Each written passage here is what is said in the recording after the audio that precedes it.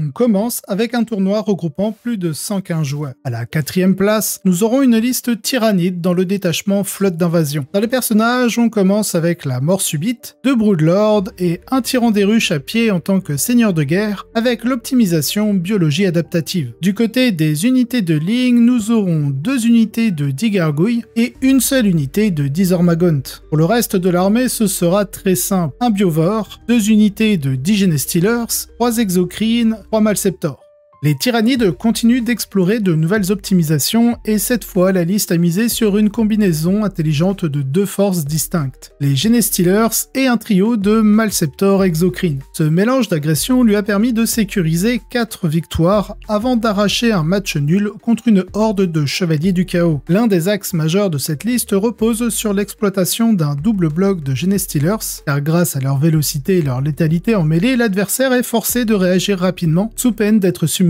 En misant sur une menace frontale rapide et létale, la liste s'assure un contrôle agressif du rythme de la partie, forçant son adversaire à jouer sur la défensive dès les premiers instants. L'ajout des 3 Malceptors change complètement la dynamique, en ajoutant une seconde couche de menaces plus subtile mais tout aussi oppressante. Les créatures ne se contentent pas d'être des piliers défensifs, elles exercent également une influence sur toute la table, rendant chaque activation ennemie plus délicate. Contrairement aux Genestealers, plus fragiles, les Malceptors peuvent tenir des positions stratégiques plus longtemps, garantissant un verrouillage durable des objectifs. Enfin, pendant que les Genestealers épuisent les ressources ennemies, les Malceptors assurent un second souffle. Ce duo crée ainsi un effet d'étau, où l'ennemi doit gérer à la fois une force brute immédiate et une menace latente constante, le plaçant dans une position inconfortable à chaque phase du jeu. Une belle performance démontrant que les synergies hybrides restent un atout intéressant dans la compétition.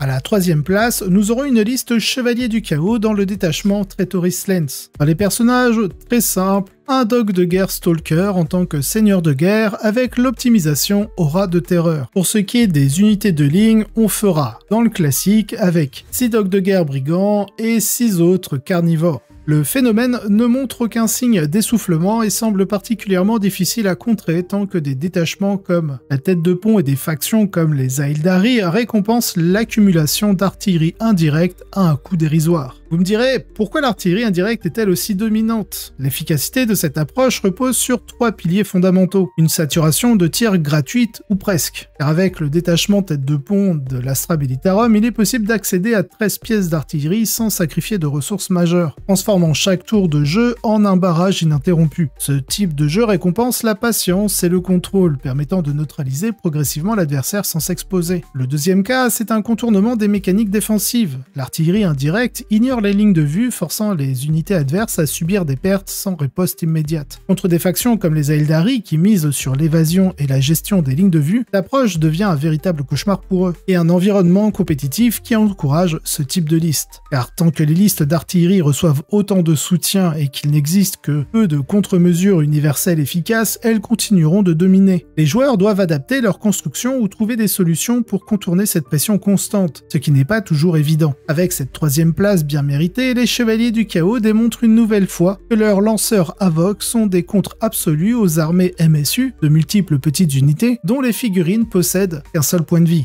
À la 2e place, nous aurons de nouveau une liste tyrannide et aussi dans le détachement flotte d'invasion. Dans les personnages, on aura 2 broodlords et un tyran à pied en tant que seigneur de guerre avec l'optimisation biologie adaptative. Pour le reste de l'armée, nous aurons un biovore, grand classique des listes tyrannides pour le scoring, 2 exocrines, 2 unités de 10 genestealers, 2 lictors, une émissaire Norn et 3 Tyrannofex. Petite précision, 2 sont équipés du rupture canon et un seul avec l'acide spray. Les tyrannides continuent de montrer leur adaptabilité. Tout comme la liste précédente, le cœur de cette liste repose sur 2 grands blocs de Genestealers accompagnés de leurs broodlords, et grâce au détachement de la flotte d'invasion, ces unités bénéficient désormais d'un accès garanti aux synapses, activant ainsi la régénération rapide pour une insensibilité à 5+. Ce stratagème augmente considérablement leur survie sur le champ de bataille. Et les Genestealers assurent le jeu agressif, ils sont soutenus par une ligne de tir redoutable et surtout par une Norn, jouant le rôle central dans l'équilibre de la liste. Elle sert d'encre défensive et d'écran protecteur, forçant l'adversaire à s'engager dans des combats qu'il préférait éviter. Sa présence ralentit les offensives ennemies, laissant le temps aux unités de tir d'appliquer une saturation constante. Quant à eux, les 3 Tyrannofex assurent un feu nourri, affaiblissant les cibles de grande importance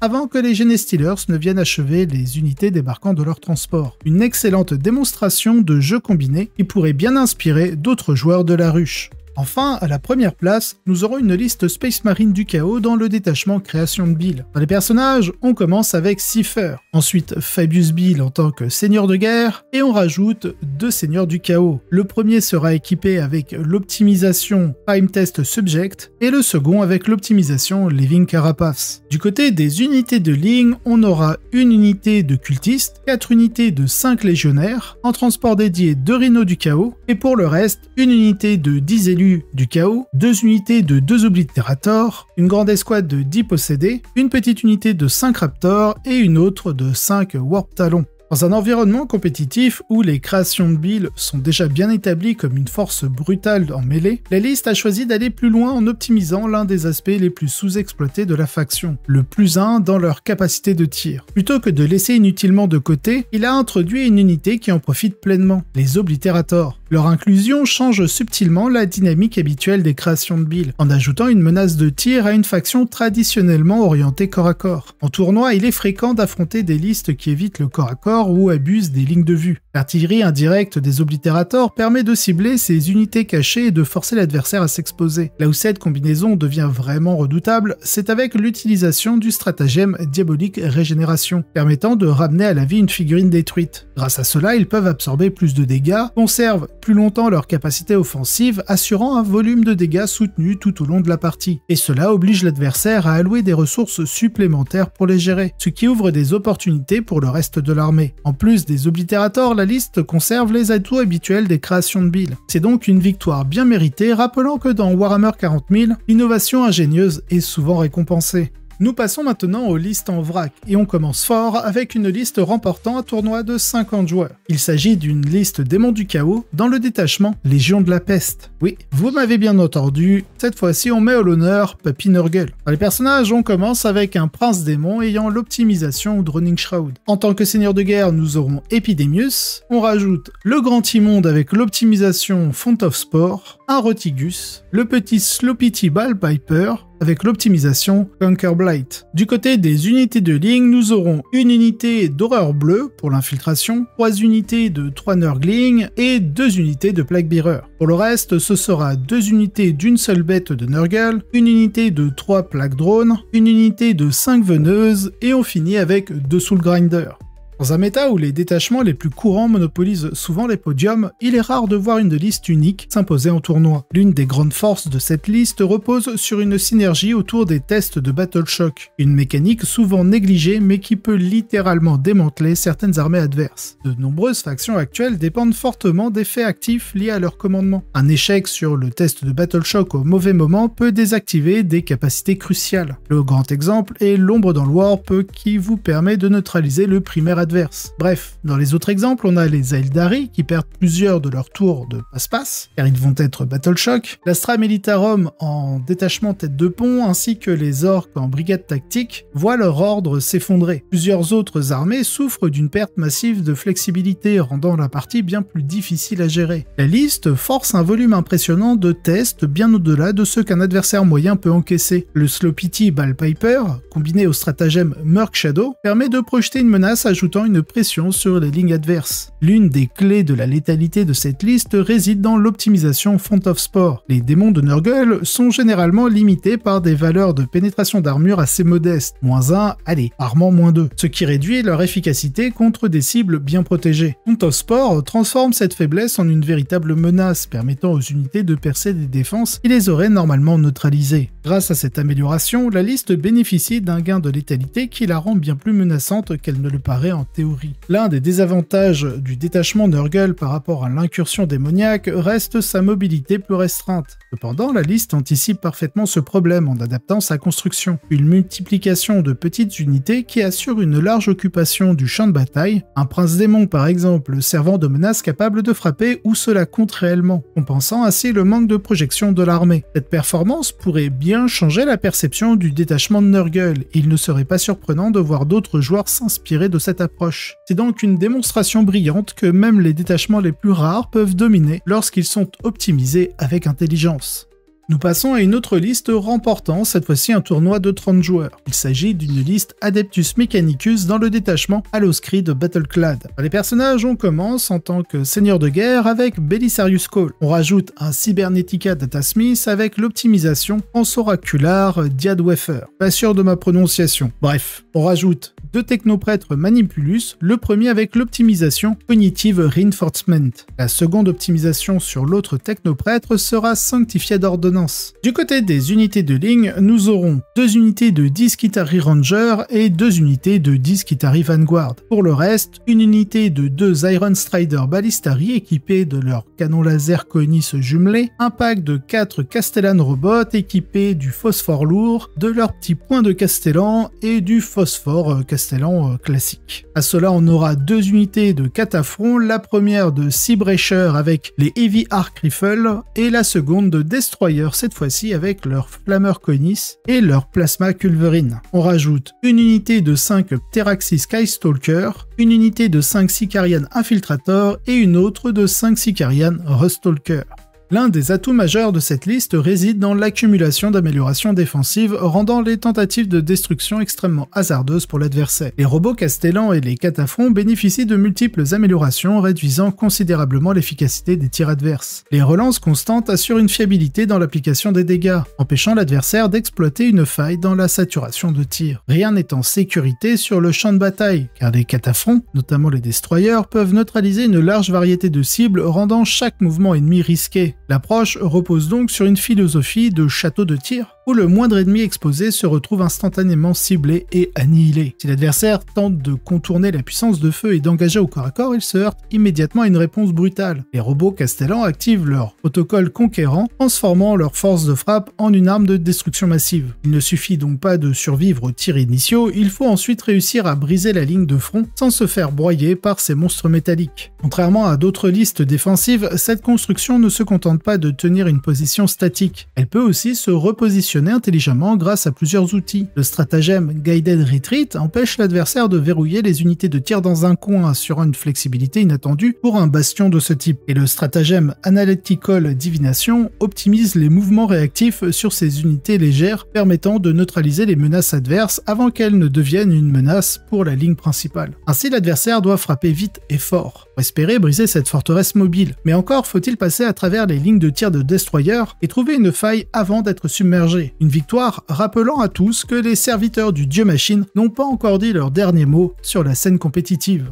Le prochain tournoi regroupe plus de 50 joueurs et ce sera une liste Aeldari dans le détachement Devoted of Inead. Dans les personnages, on commence avec le Visarch, l'incarne en tant que seigneur de guerre, un archonte Inari avec l'optimisation Borrowed Vigor, et enfin Ivren. Du côté des transports dédiés, nous aurons un Venom Inari. Pour le reste, ce sera 2 unités de 5 Dark Reaper, 3 unités de 5 Dragons de Feu, une petite escouade de 5 Rangers, 3 escouades de 5 Scorpions, 3 unités d'un Warlock Skyrunner, 2 Seigneurs Fantômes, une première unité de 5 Incubes Inari et une deuxième unité, cette fois-ci de 10 Incubes Inari. Dans un duel éprouvant contre les chevaliers impériaux dans les tables finales, cette liste s'est illustrée par une gestion parfaite des ressources, aboutissant à une victoire serrée d'un seul point, mais méritée. L'un des piliers du succès des Inari repose sur leur capacité de détachement Lethal Intent, une mécanique qui leur permet d'adapter chaque mouvement avec une connaissance quasi parfaite du positionnement adverse. En éliminant l'incertitude liée au déplacement adverse, les Inari optimisent alors chaque prise de décision, évitant les engagements désavantageux, tout en maximisant leur frappe au moment moment opportun. Cette capacité redéfinit leur manière d'aborder les affrontements, leur offrant une souplesse précieuse face à des adversaires plus rigides. C'est une espèce de fantasme de la nouvelle génération, car cet outil rappelle la domination qu'exerçaient les Aeldari sous l'ère de la grande époque de l'index, et son efficacité dans la méta actuelle en fait un choix irrésistible pour les joueurs compétitifs. Cette version des Inari repose sur une combinaison éprouvée d'unités, garantissant une flexibilité totale face à divers types d'adversaires. L'Incarne, fidèle à son rôle central, offre un soutien constant et un repositionnement menaçant, capable de changer le cours d'une bataille en un instant. Les Seigneurs Fantômes, choix de plus en plus conventionnel, jouent le rôle de colonne vertébrale de l'armée, offrant une résistance précieuse et un pivot autour duquel les unités mobiles peuvent manœuvrer. Les Incubes, nouvelle inclusion, introduisent une menace de mêlée, profitant du combat en premier pour décourager les charges ennemies et punir toute avancée imprudente. Loin de se contenter d'un simple jeu d'évitement, cette liste alterne entre une approche patiente et des frappes chirurgicales.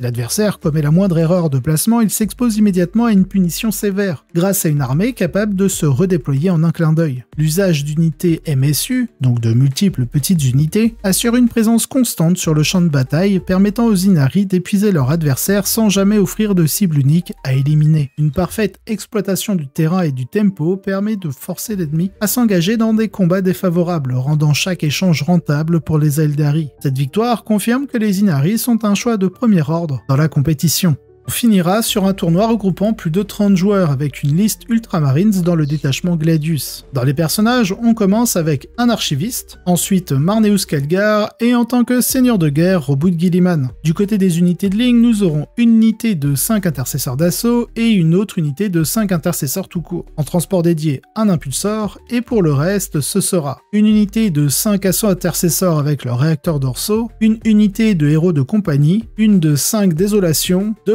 Landraider Redeemer et enfin une unité de 10 Sternguard vétérans. Après une prestation réussie avec la Deathwatch durant le LVO, le joueur a choisi cette fois-ci de revenir à ses premiers amours, les Landraiders.